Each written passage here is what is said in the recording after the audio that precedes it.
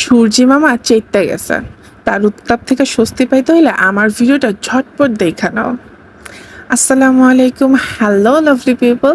আমি বর্ণ, voice of বর্ণ 0.1 থেকে তোমাদের জন্য নিয়ে চলে এসেছি গরমের আরাম রেসিপি। একদমই সিম্পল একটা রেসিপি, কোনো আহামরি ঝামেলা নাই। তোমার ঘরে থাকা কয়েকটা জিনিস দিয়ে তুমি খুব সুন্দর মতো একদম গরমের আরাম আরাম বানায় ফেলতে পারবা। তো তোমরা ২টা বা ৩টা যার যেরকম কোয়ান্টিটির দরকার শসা নিয়ে নিবা। আমি ২টা শসা নিয়ে নিচ্ছি। ২ মিনিটের ভিডিও, এই যে আমার পাকু বুড়ির জন্য ৩ মিনিট হয়ে গেছে। যাই হোক, এটা বড় কথা না। শসাটাকে সুন্দর মতো ছিলে ধুয়ে নিবা। শসাটাকে খোসা ছাড়ানোর পরে আমি আবার আরেকটু ধুয়ে নিয়েছি।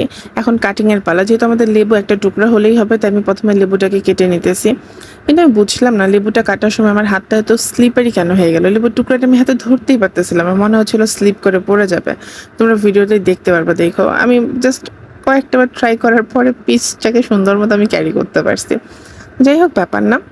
তারপর এবার আমরা শসাটাকে সুন্দর মতো কাটবো। এখন শসাটা এখানে অনেকে না কুচি কুচি কুচি কুচি করে দিতে পছন্দ করে। একদম কুচি কুচি করাটা আমার আবার ভালো লাগে না, শসা থেকে অতিরিক্ত এক্সট্রা একটা পানি ছাড়ে। তো আমি চাইছি এটাকে একটু বড় বড় লম্বা লম্বা অ্যাজ লাইক চাউমিন টাইপের লুকস দিতে, যাতে এটা থেকে অত বেশি এক্সট্রা পানি না ছাড়ে। কারণ আমি এখানে যেহেতু টক দই ইউজ করবো, তো টক দইতে এমনিই পানি আছে, আবার শসাটা মোটামুটি হালকা হলেও তো পানি থাকবেই। সো একদম কুচি কুচি করার থেকে আমার কাছে মনে হয় এইভাবে একটু মোটা মোটা কাটাটা ভালো। তো যার যার পছন্দ, তোমরা একদম ঝুরি ঝুরি কুচি করেও খাইতে পারো, বাট এভাবে ট্রাই করলে আই থিঙ্ক এটা বেস্ট হয়।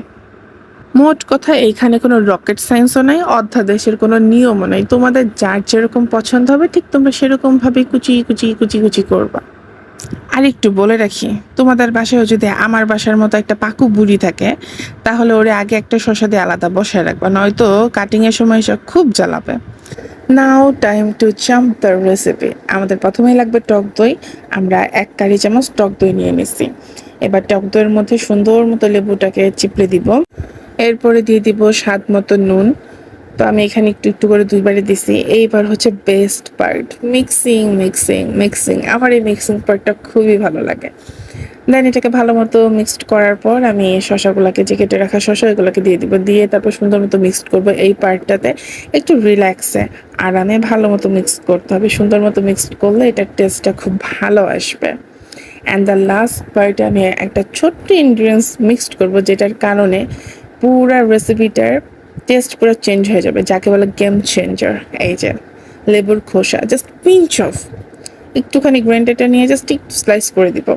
আর আমার সাথে সাথে ক্লিন করতে ভালো লাগে, তাই আমি চেষ্টা করি কাজের শেষে সাথে সাথে ক্লিনিংটা করে ফেলতে। এতে দেখতেও ভালো লাগে, নিজের মনেরও একটা শান্তি লাগে। তো যাই হোক, এই হচ্ছিল আমার গরমের আরাম আরাম রেসিপি। তোমরা বাসায় অবশ্যই ট্রাই করবে। Thanks for stay with me.